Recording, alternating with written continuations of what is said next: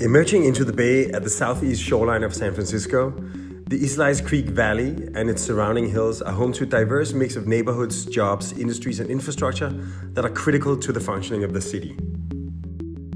The area inherited its ad hoc industrial character over decades, but as we come to grips with the changes we'll need to make in order to adapt to rising seas, I hope we can start to think holistically about what's in store and what exactly is possible.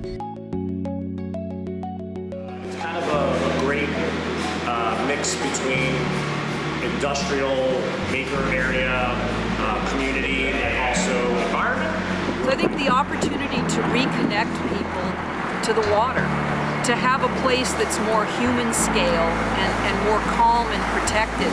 I have experienced increased rainfall in storms, and I just see much heavier deluges of rain, I think because of climate change. Before modern times, Islais Creek was the area's largest freshwater body.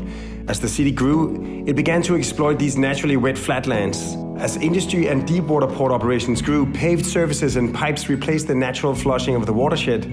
Today, with climate change, these systems and the land they occupy are becoming increasingly strained. As groundwater rises, liquefaction risk during an earthquake will increase. With more intense rainfall, drainage networks will become more and more overwhelmed, compounded by sea level rise and storm surge, leaving the water with nowhere to go. So what can we do? Do we flee or do we fight? How can we find the space for water while allowing space for the growth of the city? By working together, we can find a way to deal with urban and climate stresses in an integrated way. So how can we kickstart this process? Where do we begin? At Pier 90, underutilized lands can be naturalized into soft shoreline to better handle storm flows, creating a new gateway park to Bayview and space for stacked vertical industry and working spaces alongside the iconic grain silos, kicking off a longer-term naturalization of the creek's southern edge.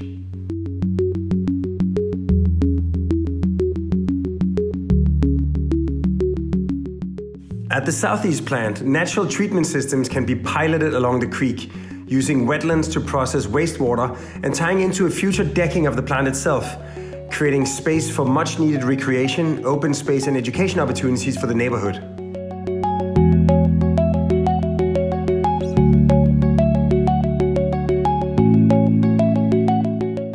Along Cesar Chavez Boulevard, existing vehicle yards can be consolidated and stacked in a future district facility, creating space for a day-lit creek along its historic path and opportunities for living by the water along its banks.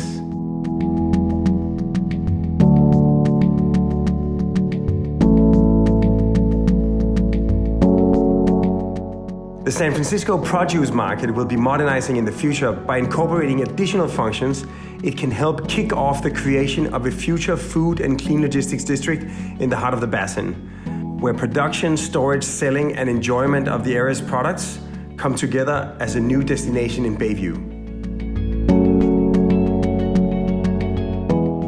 Alemani Farmers Market sits at a critical pinch point in the creek's flow.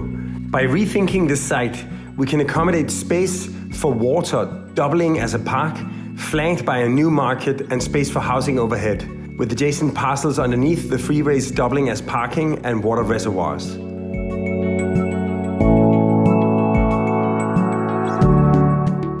And at the bayshore, lands circling Warmwater Cove can help extend the city's waterfront network into the southeast, providing a platform for a new innovation dock, where local business incubators, research facilities, and experiments in resilient floating architecture form a hub of innovation for the city.